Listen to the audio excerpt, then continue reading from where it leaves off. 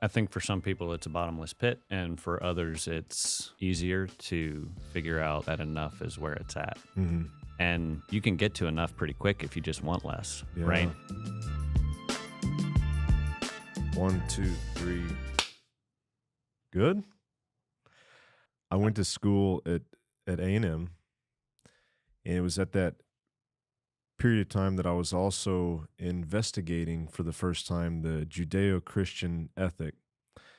And there were several books that were really pivotal. One was Blue Like Jazz by Donald Miller, and another book was called Wild at Heart by John Eldredge. And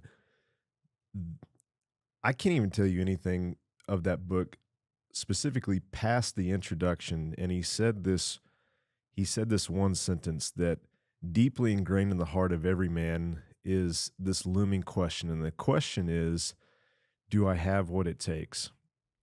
And he goes on to talk about three things that are written deeply in the heart of every man. And one is a battle to fight, an adventure to live. And the third, I don't know exactly how he describes this, like a damsel to rescue, or like a beauty to rescue. And I've thought about that for the last 20 years. And I share that and I open that because I think for the last 2 decades of my life, when I first read that, I thought, that's true. That feels true. That feels like deep down, I'm asking myself that question, do I have what it takes? And, based on the cards I was dealt, I feel like I really tried to explore that as far as I could. What I've come to find, and this is where the through line of our conversation, I hope, will be, is that you can take that so far that once you taste success, or once you have some experiences where you say, yeah, you know what, I do have what it takes to a certain extent. When is enough? When is success the thing that you shouldn't be chasing?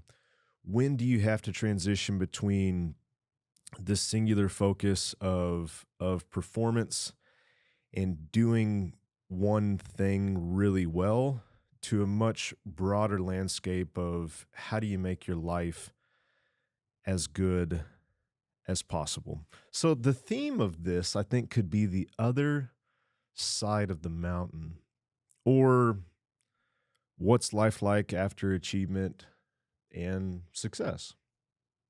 I'm here with my friend Alex Racey. You and I have known each other, I think, as long as I've been in business. I think you came in the first year that we were at Dyer. I wasn't even there. It was Sam. Mm-hmm. But as Sam describes it, you came in, and this has been consistent ever since I've known you, very, very slow to say exactly what you were doing there. I think you were there for some...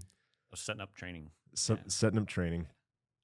Pair of Solomon shoes came in, and I think there was there some inclusion of Jim Jones stuff, or was it all CrossFit at the time? For me, gosh, this would have been 2007 or 8, maybe. Mm-hmm. Brown T-shirt. Yes. Days. Uh-huh. Yeah. So, which I bought one. I donated it. It's on the wall in a CrossFit gym in Denver, Colorado now. Yeah. Maybe some Jim Jones. Mm-hmm. That was so. What's his name? Who's that? The Mark climber. Twight? Mark Twight. Uh-huh. So Mark Twight, when he first came to do some fitness coaching at work, he was handing out CrossFit certifications. Yeah. So it was. I know. Yeah, that period of time, the Dan Jones, Mark Twight. Yes. Yeah. Greg Glassman. At that point. But yeah, old days. Old days. Well, tell us what we need to know about you in the context of what we're talking about. I could gush about who you are and all the things I admire and love about you, No, but don't do that. Don't do that, Spence. Let me get some more caffeine in my system while you gush. So, hey, I'm Alex Racey. I was in the Army for 25 years. I was a commando for most of that, either in long-range surveillance units. I spent 4 months at 2nd Ranger Battalion. Initially, it was pretty awesome. I got kicked out. Ended up in the Special Mission Unit at Bragg for the last 17 plus. So lots of commando time with kind of what you have here in your facility, like just every day surrounded by excellent people that you want to be around, who are just always pushing you to be your best. Mhm. And that was awesome. I retired in 2016 after 25 years. I did preservation of the force and family, my last 3, so it was new. SOCOM, our highest headquarters down in Tampa, said, "Hey, we're blowing up commandos. We're blowing up commandos' families. We're blowing up the supporters and enablers of commandos, and we're blowing up their families. We got to fix this." So it was McCraven. He looked to spend, I think, over $700 million on preservation of the force and family. And so for my last 3 years in the organization, my job was to get as much of that money in assets for my unit as I could. And so I was always a gym geek, going to CrossFit certifications or whatever I could to learn to that was just my thing. You had the people who rubbed on their guns all the time and kept them really clean. I was mediocre at that, but I was always kind of messing around in the gym and wasn't scared to talk to the chaplains or the psychologists. So it made sense, I guess, for them to ask me to be the preservation of the force and family director. And I did that. So I learned a whole bunch about, next level stuff for me anyway, regarding performance at like, people studying stuff in labs kind of level, why we do what we do and why we should be doing different stuff or what we should be doing and all that. And that was really, like the last 3 years? That was the last 3 years, yeah. 2013 to 2016. And that was, oh, sorry. Yeah. Got this thing in my face. That really kind of codified my love of all things performance, from a thought standpoint all the way through being able to clean and jerk a lot. Yeah. So early on, did you identify as somebody that's like, hey, as I'm getting into the military and as I'm getting deeper into my career, is this something that you prided yourself on, like the physicality or even just the ability to tinker and figure things out? And it's like, hey, I'm one of those guys compared to my cohort that is in really good shape, or was it not? I was. Yeah. The other thing though, and it's kind of interesting, I was in a training army for the first 10 years. We didn't have a war. So the competition of being an infantryman or a commando or whatever was, out shooting your team on a drill, out performing them on the O course, etc. So that was where I did shine. It's very rare that I won a shooting competition, like number 1 out of 6 or 20. But I was usually right up at the top if it was a physical event. And so, it's like, I remember, I think it was Virginia Beach. I was helping Pat Sherwood out with a level 1 seminar for CrossFit. And you've got the guys who are good at one thing. So this guy was in there and he could box jump, like seriously, like 5 feet, some crazy stuff. Like he'd put his knees up past his ears and he would land, but that's all he wanted to do. Right. So he's like, hey, let me, everybody's doing all this other stuff. And he just, it's like, hey, let's do some box jumps. Let me show you how high I can box. So there's a lot of, I may know who that is that you're talking about. He's a wiry little dude. and that was his thing. And that's, you could punctuate history by like what was what was the thing What was everybody the wanted to be thing? good at, Mm-hmm.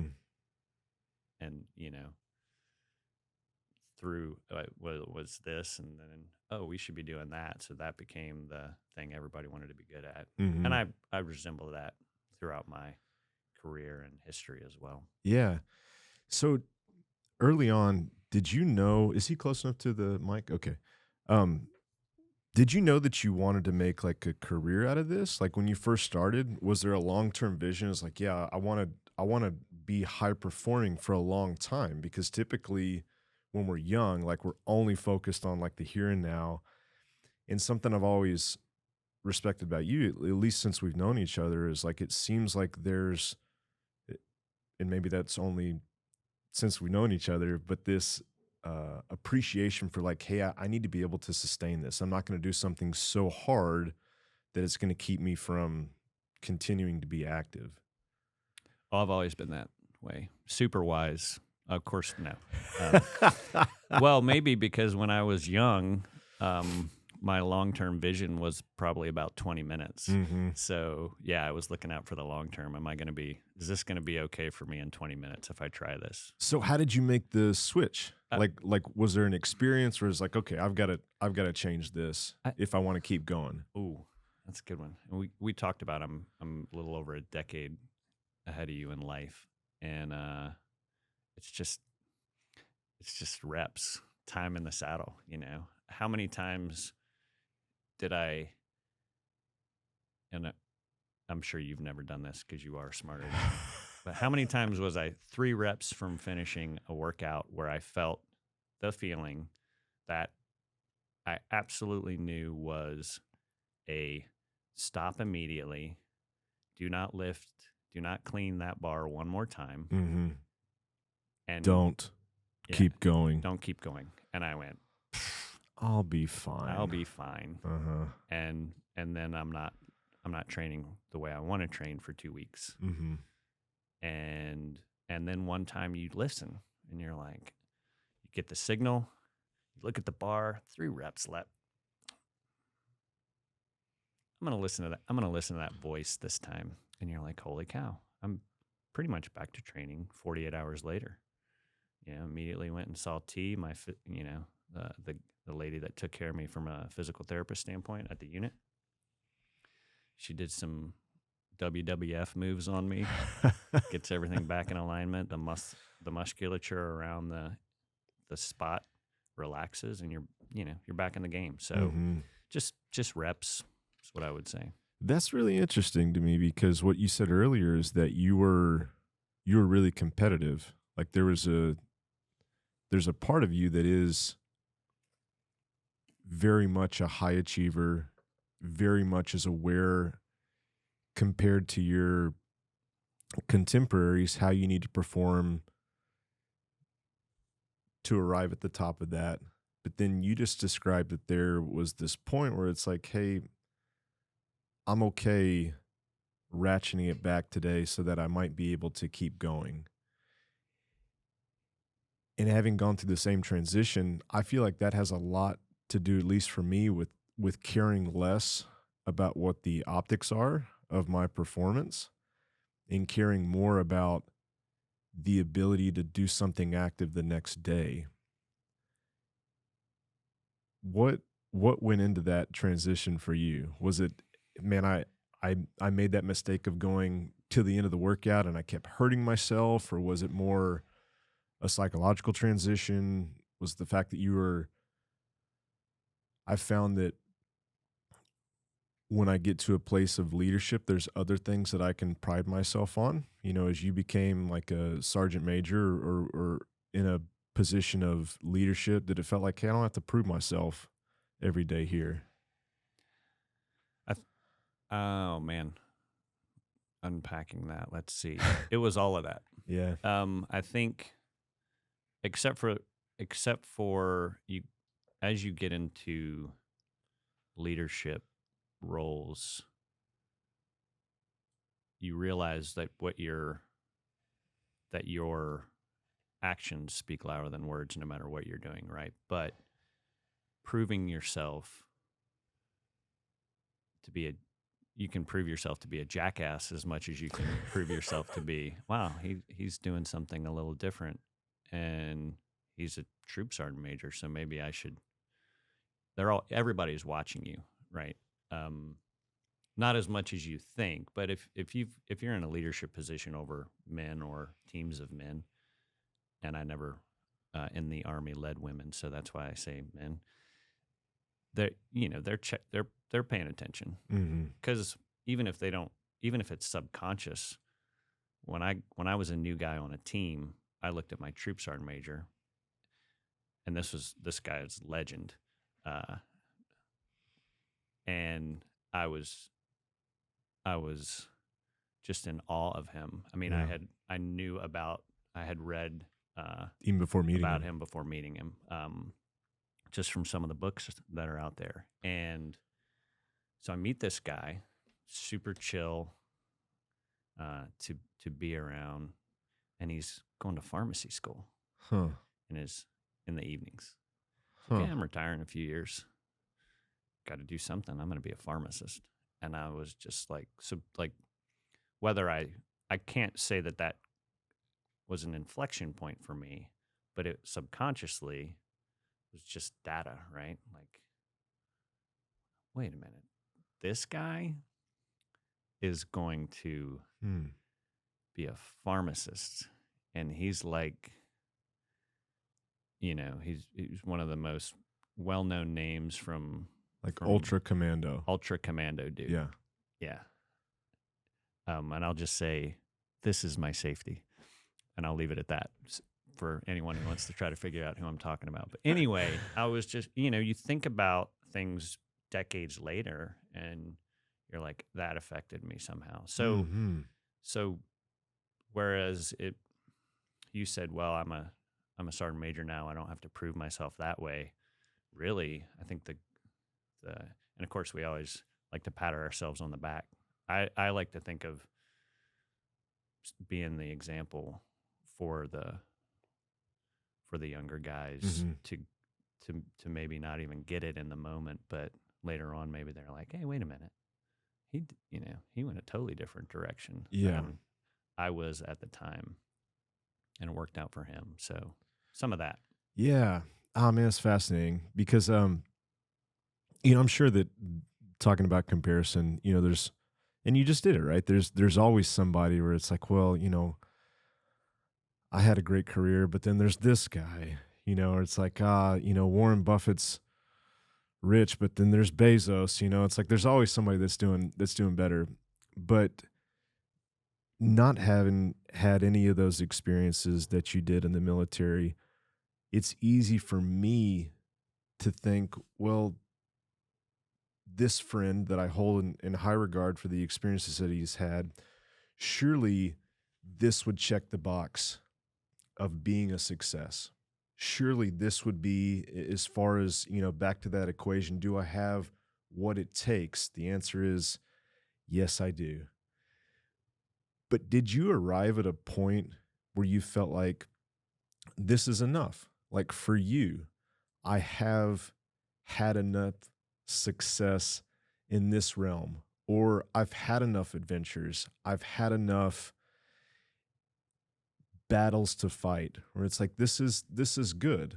Or is it a bottomless pit that you can't actually arrive at that answer with?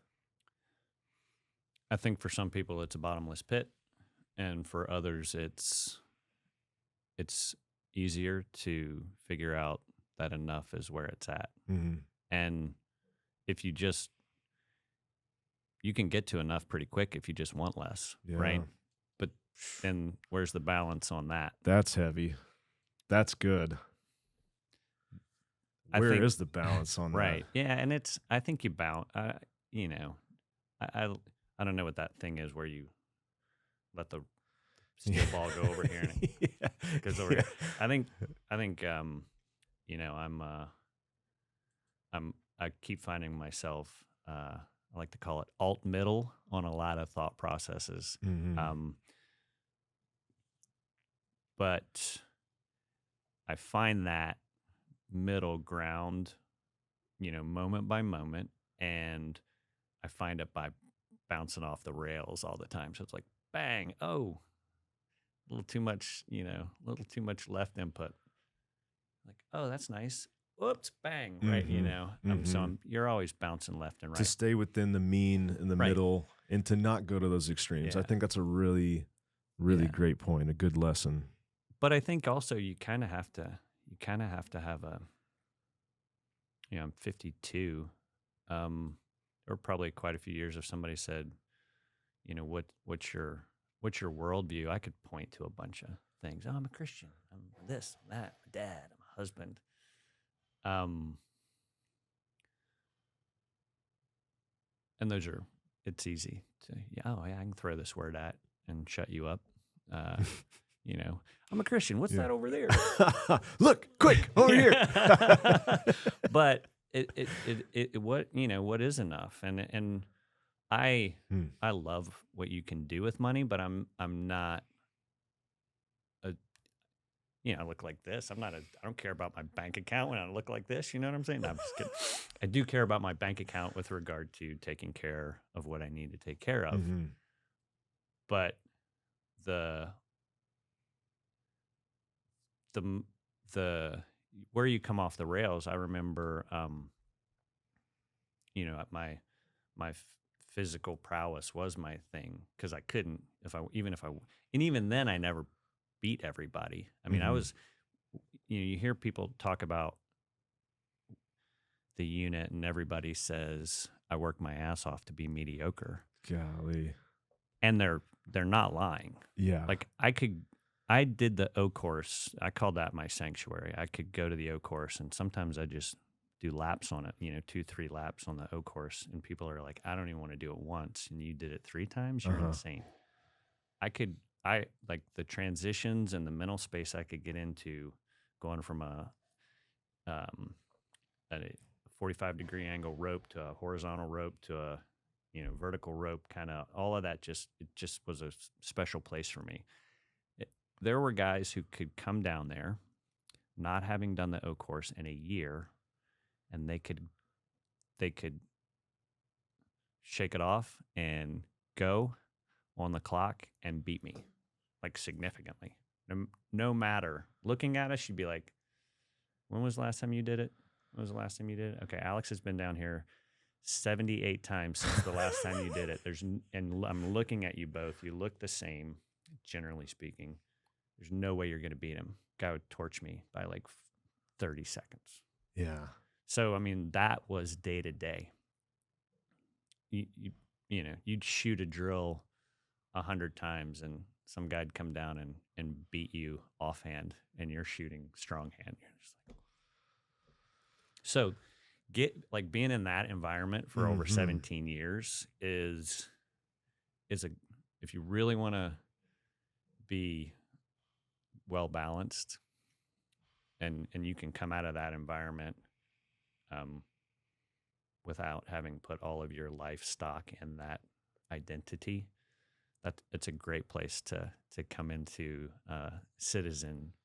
like normal citizenry Uh-huh. from, because you're just like, well, sure there's going to be tons of people kicking my ass out here at everything too, because that's all I've been used to the last 2 decades. So Yeah, what a wonderful way to sum that up and a wonderful perspective. I I tell my wife Kelly, it's like, man, Alex is the guy I want to be when I grow up, and it's not because of the physical prowess, but it's the um maybe some of the things that I identify in you that I also really love, that you're a learner, your humility. Um, you've set a great example for me, and that's why I ask you these questions of like, hey, how do I keep this thing going long term? Like how do I find balance? How do I not have that dopaminergic tendency to go down, one silo as deep as I can versus just being okay with not being the best in anything in particular. That didn't really have anything to do with anything. I just want to say that. I guess the place I want to jump into is transitioning out of the military. Did you know that at some point you would be coaching people? Like did that happen even when you were in the military? Like, hey, this guy's asked me for advice, so I'm helping them out. Because I know you did a lot of that on the East Coast. Like there was a gym and you were coaching. You mentioned like CrossFit and level ones. But did you ever think that you would be doing what it is that you're doing right now? No, not really. And that again, that kind of goes back to that. What's your what's your worldview, kind of from an in state standpoint? And I think I'll probably be thinking about that for the rest of my life, right? Yeah. Like on your deathbed, you're like, oh, I'm going to add this, let's add this thought. Maybe I should have thought about, yeah, anyway. So no, not necessarily, but I also transitioning out of the military, I had this, am I only who I am because I've been at this place forever with these people Mm-hmm. and this amazing resource rich environment.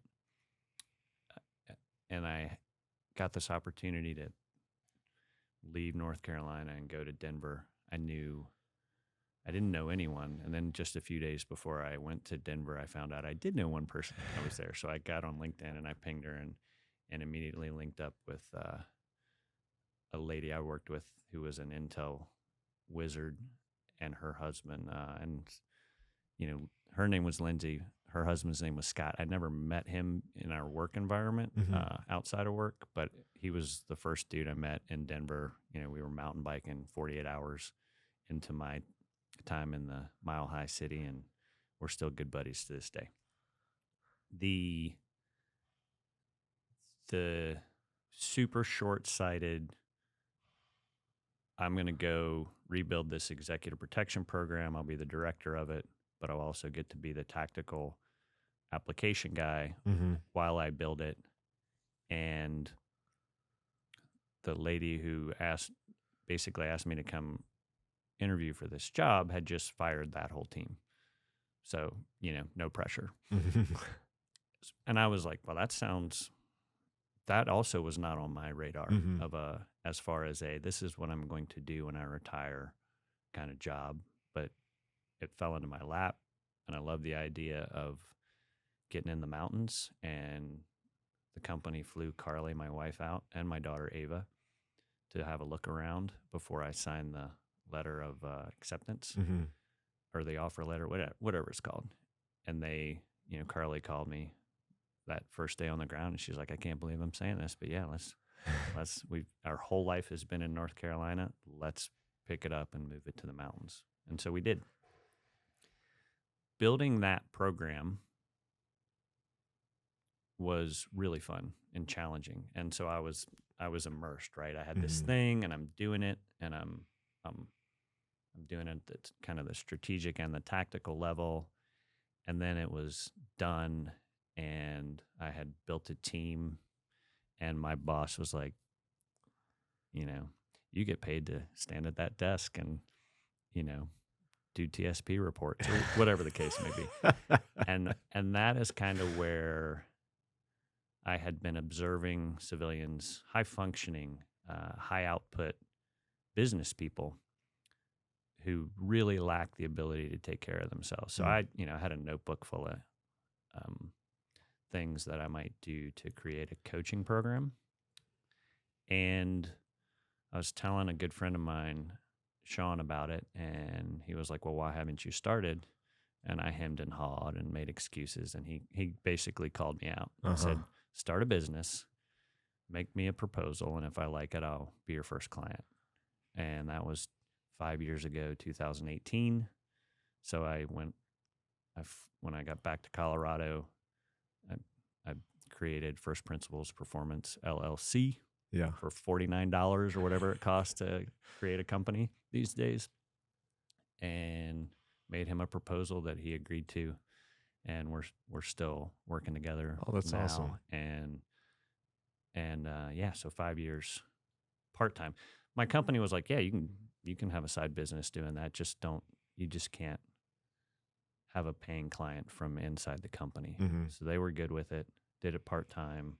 And then a little over 2 years ago, I had an opportunity to leave and do it full-time. So I'm doing it full-time now 2 years. for a little over 2 years. Another 2 Correct. years. Before we started, you said, I'm a life coach that focuses on performance, which I thought was one, absolutely true from what I know about how you work with people. But I'd love to hear exactly what that means.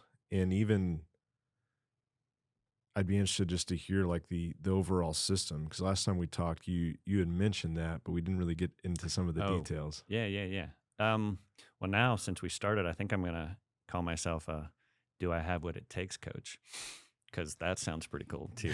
I think life coach is a catch-all, right? Yeah. And I say, Yeah. What does that even mean? what's that? What does it even mean, a Right. life coach? Yeah, it's funny because it used to be, I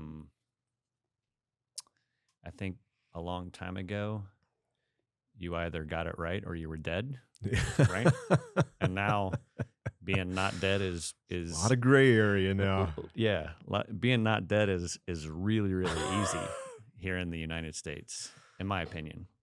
And so then it's like, well, what do I do now? I'm not dead. Maybe, I don't know. I mean, Step one, don't die. Don't die. And that'll give you time to figure it out. Step 2, hire a life coach. Yeah. That focuses on performance, for Pete's sake. What are you all waiting for? I think so back to, we were talking before, and you said I just really like self-help. Always have. So the father of self-help is Ben Franklin, right? He like had his little pocket thing, and he was like, at the end of the day, was I good on these whatever 12, 13, 14 things?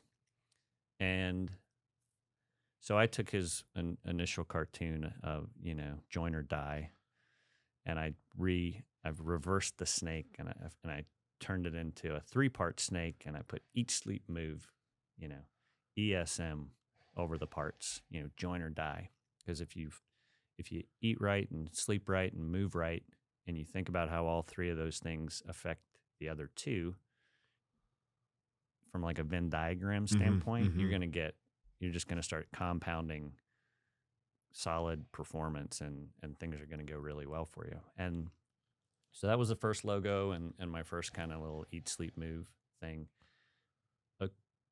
Years into it, I cut the snake into 4 pieces, and I added think, eat, sleep, move, think, because the reality is, them and I know them. There's a lot of people out there who are like, yep, I'm eating right, sleeping right, moving right, and they're outside of that, very visually accessible set of standards. They're a shit show. Yeah. Right. And I mean, I'll raise my hand. He looks like he knows what he's doing in a gym. Meanwhile, I'm eating like crap, and I haven't been able to sleep for weeks because my hip's been out, but I'm too proud to go. I'm just going to think, I'm just going to be tough through this. Why don't you just go see the physical therapist? Yeah. And get your shit straight. So, and I mean, I haven't gotten it all figured out, man. You want to start talking about relationships and dadding and husbanding and all that stuff? I still mess that stuff up. I'm messing stuff up every day, all day, like every human, except for that one guy. Jesus.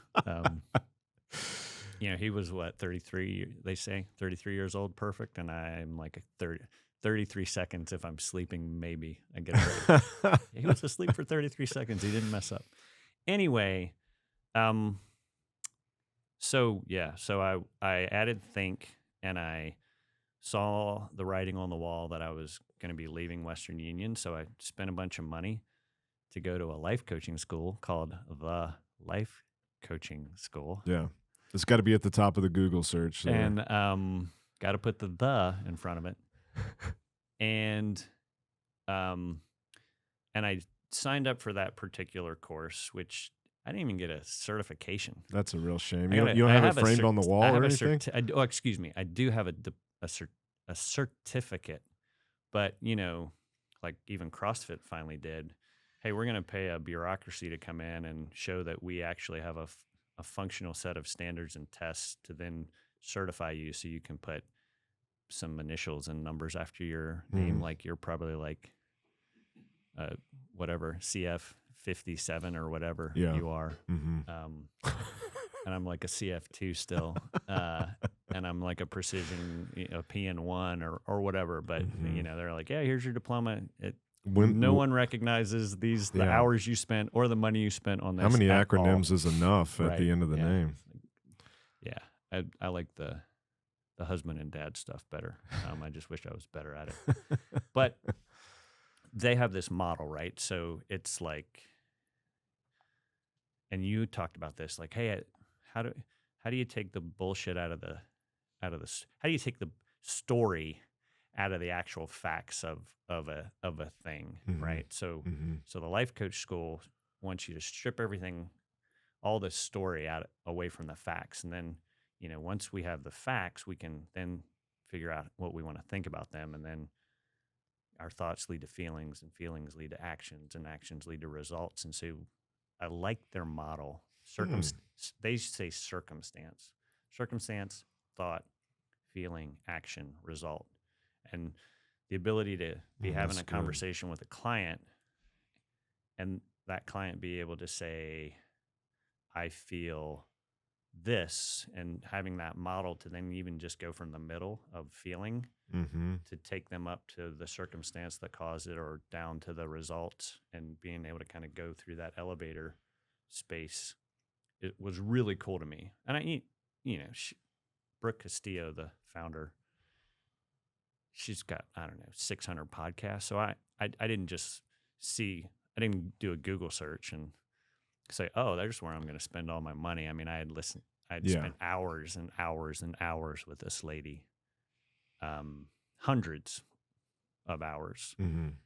And I was like, yeah, I'm going to do this. So that's where the think piece came in as well. Mm-hmm. And I think there's that word again.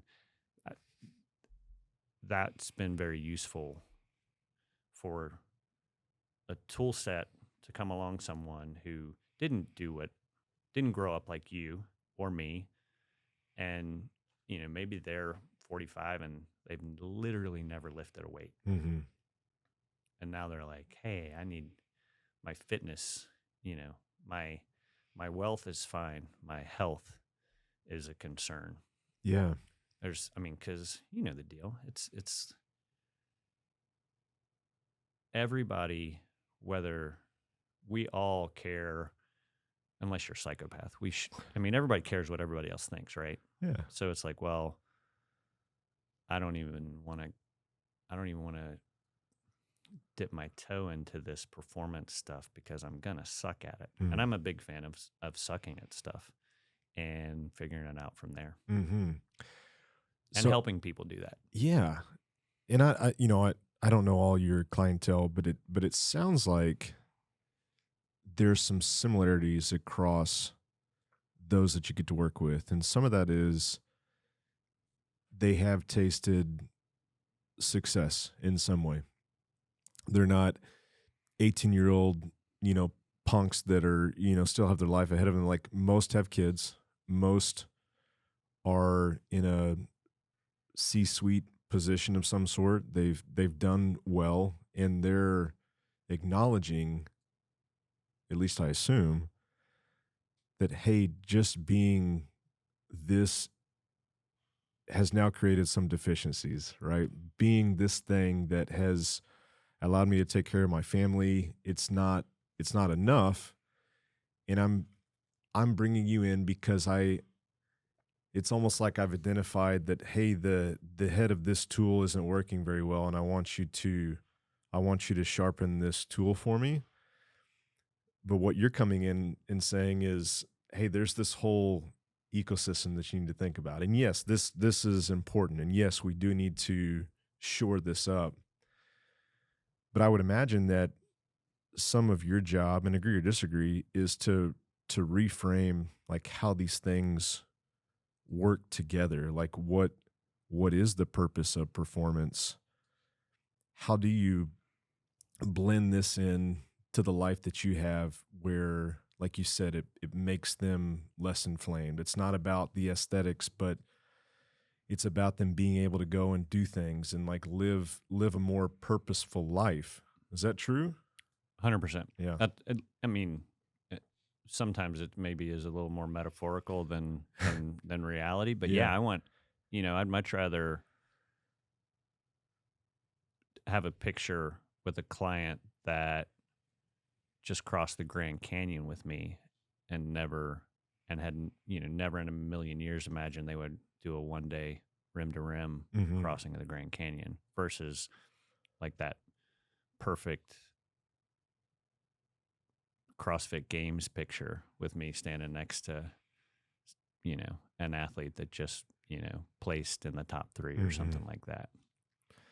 So what is the process? Give us some of the touch points that you have.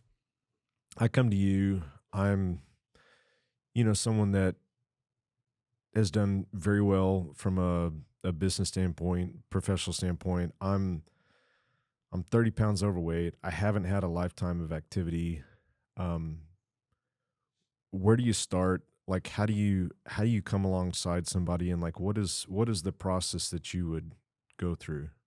So for that client, we would start with a 40-day water only fast. And We take them right to the brink. We take them right to the edge. and this is after I punched them in the face. And No. remember, you're paying me for Yeah. this. Yep. People who pay attention. Um, If you live, maybe you'll succeed. Yeah, that's why we call it life coaching.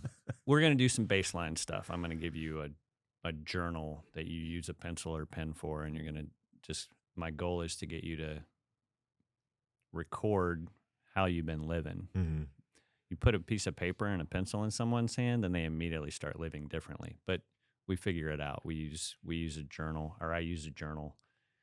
Um, I use a DEXA scan, which just takes all the guesswork out of where the fat and the muscle is. It also gives us, I just gifted you one. It's really cool Thank you. because people have injuries, and so I'll see a client for the first time. We get a DEXA scan, and they've got 2 pounds of muscle in their left leg that they don't have in their right. So maybe one's got Mm-hmm. whatever. I'm making the numbers up. Left leg has 22 pounds of muscle in it. Right leg has 20 pounds of muscle, and you're like, that's You a got a peg significant leg or that's what a here? Yeah. significant difference. Tell me about your injury history, and they'll tell you about something that happened maybe 20 years ago, and they don't even realize it, and you don't really notice it necessarily, but you put a leg in a cast, your nervous system completely changes. If you don't actively pursue getting that part of your body back online neurologically, you're gonna, you might start favoring the other leg in a way that's going to cause a 10% or 10 more than 10% difference in muscle mass, which over 5 years might not be a big deal, but over 50 years, you may find that it's now a problem because you've been literally over overworking that right hip Mm-hmm. compared to the left, or whatever the case may be. So we can start working through we can even learn about some irregularities that we need to focus on from a balance standpoint with that. Some of the initial scanning. I'm a big fan of the Aura Ring. Mine's charging at the hotel right now, but I like having a sleep tracking device that doesn't have a screen on it. The Ring works the best for me. I'll buy that for my clients, so then we can correlate behavior with sleep Mm-hmm. and like real numbers. So a lot of algorithms in any sleep tracking device that's where you're not in a lab with a million wires hooked to you. But you get an Aura Ring gives you a really good set of numbers to to baseline with, which is heart rate, temperature, HRV, and heart rate and HRV are the big ones, but you also get temperature, and the fourth one that I think is probably pretty good is respiratory rate. Mm-hmm. So if I have those four numbers, I mean, all the other stuff, yeah, I get it. It's an algorithm based on Whatever hundreds of tech you got, thousands yeah. of people doing things. But those four numbers, just looking at those after 4 margaritas on a Thursday night, is going to give you a really clear picture of the difference. I've seen clients with where their average heart rate overnight is 22 beats higher than their 3-month average. So, so for last night, your average heart rate was 81. Normally, for the last 3 months, your average heart rate while sleeping is 59. If there's kind one of thing things. we could all agree on is that sleep trackers have made drinking a real bummer. Yeah. More so than Yeah. objectively And then you got guys from a like data-driven Huberman standpoint. going, really more than 2 drinks a week, and you're screwing yourself, and you're just like, God, I thought it was 2, Yeah. no more than 2 a day. What? So, yeah. So we baseline a bunch of stuff, and then we do, goal setting, but more important than the goal setting is, okay, well, if we want to do a marathon in 2 years, and right now we're running 0, Mm-hmm. no problem. We can reverse plan that. We're going to run the New York City Marathon in November 2025, Mm-hmm. and you right now are not running at all. And that's a question I had. Like, how quickly do you encourage them to have some experience that they'll train for? Do you drive that? Do you let them lead with that? As you mentioned the Grand Canyon, I know you've had some other experiential led adventures. Is that something that you want everyone to have, or is that really just a kind of a case by case basis? It can be case by case, but I think tying what you're doing to having a reason for it is a good way to get into this physical fitness world, right? To say, hey, I'm very successful in business, and I literally sacrificed my health for it the last 25 years, and I don't even know where to begin. Mm-hmm. Well, that's my sweet spot, because I do know where for you to begin, and it's not 2008 era. Go to the CrossFit gym, Yeah. and like crawl out, Yeah. for the first 4 weeks and then quit. Where the joke about, I can't even brush my teeth, I'm so sore. So I just hold my toothbrush on the ground. And I remember those days, and I know you do too. Absolutely. And I went into the CrossFit gym thinking I was fit. So,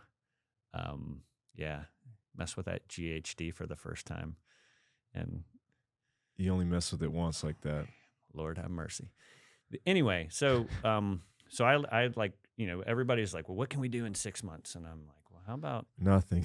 Right. For you, nothing. Well, or it might be like, well, okay, you want to lose 50 pounds. When was the last time you weighed 50 pounds less than you do now? And they're like, it's like junior in high school. So 28 years ago. Yeah. And you want to get back to that weight in 6 months? How about we approach this a totally different way. That's such and a see great what we point. can do in a couple years. But Yeah.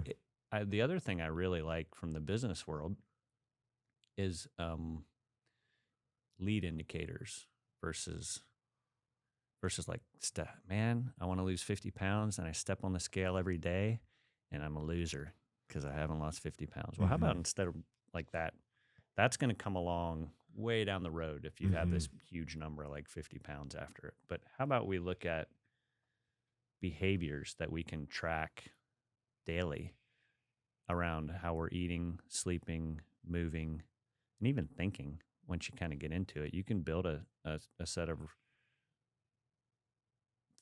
thinking processes where you can give yourself a pass go score on that. And if I have pass go scores for lead indicators around how I'm eating, sleeping, moving, and 6 months down the road the needle hasn't moved, then maybe, or the needle's moved in some spaces and not others, when now I can look back to my lead indicators and how I've been living, and I can go with, I track these 12 things. These 9 subjectively and objectively are improving, and Mhm. these other 3 are crap. Okay, well, that's perfect. Now we've recorded 6 months of behaviors. A lot of it's working, some of it isn't. We can ditch what's not working, and now we've got a new baseline. And this is now it's our best to date, but now it's our baseline, Mm. and we're adding more of what works and getting rid of what doesn't work, and we just keep refining that. And I think the sweet spot, the sweet spot for people is when they build a set of habits, for lack of a better word, that are easy for them to stay in alignment with, and they look out in the distance. And Tia talks about marginal decade, like that last decade of your life. Obviously none of us know when that starts, because if we knew when it started, we'd know when it would end, and that would mess stuff up. Wouldn't that be nice? Well, I don't know. Maybe. Anyway, so even if eventually you're going to get to the point where you're like thinking about, hey, this is enough. It's enough in this part of my life, and I can look down the road and I can do this. Hey, I'm not going to run 5 marathons a year for the rest of my life. I'm not going to compete in the Tour de France till I die, or maybe some people unfortunately might, but hey, I've built this set of behaviors around the basics of human performance, and I can do this. I can't see a time in my life when I can't do this, which reminds me, I want to talk about pickleball, but we can put that on a side burner for now. And so, you work with the right set of coaches who, for whatever reason, geek out on all the stuff you could care less about, and maybe our bank accounts have less zeros in them because we quantify life on a different set of metrics. That's a perfect relationship, because my clients pay me, so it makes sense that I would want them to pay me and it not be a problem for the rest of their life and the things they have to pay for. Great point. And I, for whatever reason, geek out on performance and love to take, all the there's the super big brain people, and I look at it as just like any kind of funnel, right? So my filters are generally start with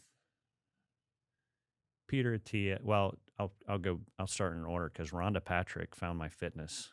She was the first podcast on performance I ever listened to, like years and years and years before Atia came online with the drive. And then Huberman showed up in the last 2 years. And then, I cut the snake and added the think piece. And there's a ton of people that I look to: Tim Keller, Jordan Peterson, C.S. Lewis, and on and on and on. Yeah. For kind of baseline information there. The Daily Stoic. And they all filtered down through me to my clients. And so I'm, it's like any coaching relationship. Hey, I own this franchise and I want to be a better franchisee. Well, there's a specific niche coach out there for that. You do what you do and I do what I do. But it's to get someone better at where they, better in a part of their life they need to be better in. Man, it's so great I can only assume that if somebody didn't know you, you'd be like, oh man, okay, I'm going to go to First Principles performance website. Oh man, here's this guy that's in the military. Oh, he did such cool things. Okay, I'm going to get him as a coach because I want to go and be like him and do all these cool things. And after enough time with them, what you're saying is like, hey, let's bring up these deficiencies, let's have some experiences, but the most important thing is let's make sure this is enough. That we don't say like, hey, I have to go over the deep end, but I need to find balance. I need to have the eat, sleep, move, and think all all equally partitioned and prioritized. And then at some point, have these habits and these practices that, I mean, it's like you're recalibrating the expectations and not saying like, oh, that's not enough. You need to do more marathons. You're saying like, hey, Yeah. let's bring this up. Yeah. Like, yeah, let's You want to coach your kids' basketball team yeah. and right now you're so overwhelmed by that thought you won't do it. We can get you there. Yeah. You want to go water skiing with your kids next summer and not be scared that you're not going to be able to get up because you Yeah. think you're 20 pounds overweight. Yeah, we can handle all that. Yeah. Yeah. It's really cool. Yeah. And then, I mean, really in the perfect world, all of the stuff, all the process we build. And I tell people, I'm like, honestly, I think 2 years is a good amount of time to spend with me if we really get busy Mhm. and we really interact and we do it in a way that's focused on not where we want to be in, well, where we want to be in 2 years, but also with systems that will play out for the rest of your life, at least at some level. Um, yeah, it's all of that, and that becomes the background. I mean, Mhm. because like, I know for me. There's just always seems to be like the money talk versus like health versus wealth talk. People don't. Do you think about? I assume you either pay rent or have a house payment. Like, is that like some like crazy ass thought every month? Like, oh, house payment. I mean, no, it's in the background Yeah. because it's just part of everything. You can do the same thing by systematizing performance at some level around the basics of eat, sleep, move, and And I and think that's a and genius aspect of that's it. where it's at. Mhm. Let me let me remove the decision to think about this every single day. It's just what I do. At the end of the month, I pay my rent. Every day, I do these things.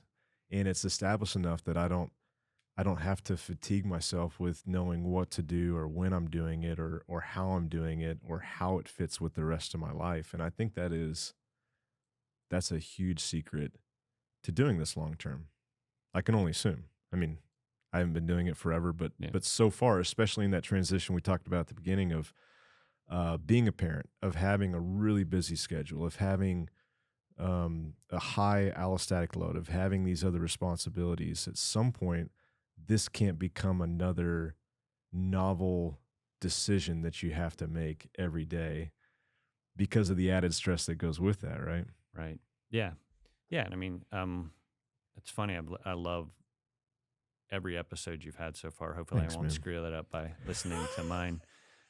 If you actually post this, I find it very hard to listen to myself. I'll tell you that. yeah, right. I mean, it's yeah. Uh, I don't know. Well, my 14-year-old Sam, I think he likes the way he sounds. He's a good singer and he's really funny and he's got some really good comedic voices as well. But yeah, I'm like, oh, who is that nasally, whiny kind of like for a nose that size? You'd think there'd be a lot of air moving through there, but he sounds like he's a little blocked up. Yeah, I'm with you on the voice thing. That's funny. We started talking about voices and I forget what I was going to say. Well, I'll ask you this. You've done some really cool things. We haven't got into the 7 marathons and 7 continents in 7 days, but because of all the cool adventures you've been on, how do you think about that now? Like, it sounds like you've done a really good job of tempering those expectations. It's like, yeah, I'll do some great stuff in balance with how I'm trying to help people, in balance with, you know, and I can agree with this, always feeling like I'm falling short as a father, as a husband, but yet that's still something that I'm never going to give up on. For you, from a an adventure standpoint, even a performance standpoint, how do you think about that now at 52? 52. I think it's like everything, trying to find the sweet spot. The the 7X project with all the marathons around the world, we actually executed that expedition in February, and I came home and, bless my wife's heart. I said, "Man, I've got all this capacity. I want to do a 50 miler." And I found one, and she was like, "Oh, okay." And business isn't where it needs to be. Family isn't where it needs to be. And I'm out on a 30-mile uh, trail run, but 7 hours, and it's training. And I'm just like, my life is out of balance. And now, did I stop training immediately and not do the race? Of course not. Nope. But when I finished the 50 miler, I did it end of June, beginning of July. It, it was awesome, and I'm really glad I did it. And since then, I've been running about 15 miles a week with a neighbor a lot of times. We're like really having a good time running together, and my general physical preparedness focus is more, which takes a lot less time, and you can do it episodically, as you talked about on the parenting episode, where it's like, oh, I'm gonna go in between emails and do 5 pull-ups and 10 push-ups and 15 air squats, and then I'll come back a few minutes later and do another set. And throughout the course of the afternoon, I'll get a bunch of time under tension going, that kind of stuff, and just like more of the basics: deadlift, back squat, front squat, ground to overhead, dumbbell snatch, kettlebells, just trying to get generally fit again, and still maintain some running ability. Because I did, with all of the running that kind of started for me back in late 2021, I did find that I really enjoyed running again, and then all of the marathon stuff was generally on improved surfaces. Getting out onto trails a lot more after February. Oh, I bet that was nice. It was awesome. Yeah. But it's just way harder on you. Yeah. I would say like it's kind of like maybe 40 in my non-scientific brain. I'm like, probably like 40% harder over long distances. But I also found that, going to the Mac near my house, which has this great 6-mile loop with lots of ups and lots of downs, like just like opening up on those downhills. It's kind of like being on a mountain bike almost, where you're like, you finish and you're like, just ripping. I think I was there. I think I was in flow. Yeah. Yeah.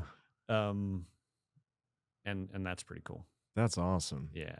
Is there anything that you're curious about from a performance standpoint? Like, you know what, I've always wanted to do this, and we obviously have experienced a ton of that with running, but is there anything else? You mentioned mountain biking.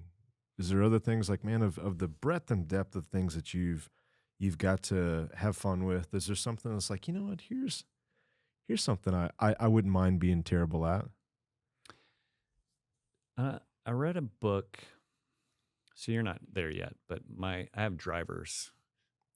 I have kids that can drive. Yeah. And my oldest son wants to be a pilot. So I'm like, well, if we're doing some long haul driving, you can drive, because that's what you're going to be doing for a living in an airplane. And he likes to drive. Yeah. So we drove down to South Padre Island from Castle Rock, Colorado, the last 2 years. That's a good haul. I read what I would call what I would consider a textbook this summer, called The Uphill Athlete. Yes. And there's some races in there, kind of like competition type stuff. I was like, people, you do what? Yeah. You like, it's like stuff I'd never even heard of. Yeah. And I read it this summer. I haven't done much more than that, but some of these, like, for lack of a better term, there appears to be this thing out there called vertical racing. Yeah. Where it's altitude gain. Like, you start low and the race is hot, ends at high, I think. I think some of that, like where it would be like it's kind of like a like a like a speed hike scramble kind Yeah. of thing sounds interesting to Yeah. me, but not but again kind of in the grand scheming, was that a slip? Maybe not. Totally on purpose. The That's the of word. life right now, I'm completely offline with that Yeah. and just focused on general fitness. Yeah. Uh, like to think we're gonna snowboard slash ski a lot this year because I didn't last year. I was scared. I didn't want to mess up all the In running. anticipation, yeah. Yeah, so a lot more of that this year. With the 7X stuff, I started doing free fall again. So when I was just flying down here, I'm like, I didn't really think about it, but maybe I should have figured out getting up to Like you could have skydived done, here. yeah, Yeah. done a You little bit of just, yeah. skydiving while I was here in Dallas. I'm not going to this trip, but that was fun. Um, I prefer having like my military free fall buddies around for that versus the way civilians do it, uh, which is just a control thing, I Yeah. think. But so yeah, I think eventually I'll get into some more ultra distance events. I've even thought about like an Olympic distance triathlon, Hmm. and I swim like, well, I don't even know if you could call it swimming, but I think I think I could get to the point where I could side stroke whatever it is, a little over a mile, and then jump on the bike for 50 some and then run a half marathon. Like Yeah. some of that stuff is interesting to me, not from who's the who's the CrossFit god you had on a few weeks ago? Chris? Yeah, Uh-huh. Spieler. Yeah. Yeah. So he was talking about how he's doing some stuff where it's a totally different mental and physical space where he doesn't even think about it as far as am I good at this? Mm-hmm. That would be like if Yeah. I did a triathlon, it would not be it would be like what's cut off? So I just need to be a second faster than Just that. happy to finish. Just a Mhm. happy to finish. Swimming's cool thing that. to do thing. Swimming's that for me too. I've identified that as something like, you know what, there's enough trepidation there where I need to pursue that. Have you heard of this? It's not an official sanctioned event, but it's called the Picnic. Mm-mm. It's in Jackson Hole. You bike to Jenny Lake. You swim across Jenny Lake. You scramble up the Grand Teton. You scramble back down, swim back across, bike back to the town center. My buddy Matt did it a few years ago, and I can't stop thinking about it because it just sounds. And also, I like that there's no pomp and circumstance. Like you just show up at the town square, be like, "All right, you ready? All right, here we go." But as somebody sees you doing it, they're like, "Oh, you're doing the picnic." Like there's this locally, like this lore around it, and there's enough appreciation for what it is. But that's been at the top of my mind of something to pursue. And it's not a sprint, like it's a 17, 18-hour type deal. That kind of stuff Yeah. is super interesting to me. Yeah. And not especially when it's like a few dudes making something up like that. What do they Yes. call Misogi? Yeah. Yeah, I love that concept. Mhm. And I think I've kind of lived a lot of that in my life where Yeah. I mean there's been a lot of times where I'm like, this could be a fail. Yeah. Yeah. Not sure how this is gonna go. Yeah. So that sounds really cool. Something like that though. Mhm. And I that even sounds better. Right now I have I have a couple mountain bikes. I don't have a gravel bike or anything. So some of that stuff. There's a hike in California. It's the longest altitude gain. It's called sand to something to clouds. Mm. Bottom line is I think you start at sea level and you finish above like 10,000. And there's some hinky areas in it where How you gotta long does have that like take water people out there and stuff. to hike It's a full 10,000 day, feet? and you Yeah. got to get up there by a certain time, or you miss the you miss the gondola.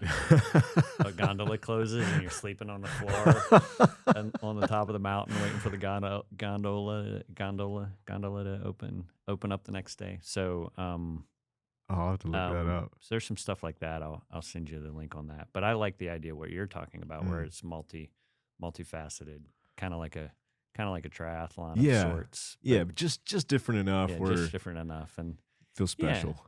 like the one thing that the 50 miler that I did, I get to the first aid station and they're like, I mean, I saw that they were like, yeah, we'll have grills and stuff. I mean, they were frying bacon and quesadillas. Like every aid Aid station station? was like a that's fully amazing. functioning, carnival kind of food stand. So I'm like, who'd have thunk it? But yeah, bacon in the middle of the woods at 8 to 10 mile intervals through a 50-mile day is Not bad. really, really cool. Yeah. I did a cross country bike race where they had bourbon and bacon at every aid station. Yeah. Bourbon does not sound good, but for multiple hours, not actually what you want. Yeah. You think your HRV tanks from sleep. Imagine doing it on a 10+ hour race. 3 people died, but they were happy. Yeah.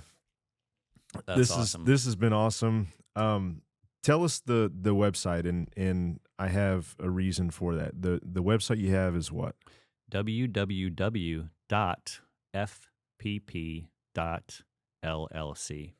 And the reason you want to go there is because you have a newsletter you can sign up for.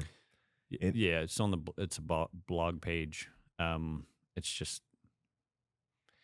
a mess sometimes because it's just my thoughts on paper. Dude, of all the things that we're inundated with, it's one of the few things that I look forward to, and I love what you put in there. And I think one of your gifts is to take this huge amount of information and distill it and make it make sense. I mean, First Principles is a great example of that. So I hope that everybody hears this. That's the call to action this week, is to go and sign up for that blog, for that newsletter, because I think it's awesome. And man, there's things you've said on there that I just totally rip off and don't give you any credit for, and just make people think that I said it myself. So definitely go there. And man, thanks for your friendship. Thanks for the inspiration and example you've set for me, and I hope we can do this again. Yeah, man. It's been fun to follow your family and everything you all have been doing for 15 years probably at this point. So yeah, it'll be interesting to see where we're at in another 15, right? Yeah. Awesome. Okay. Thanks for having me.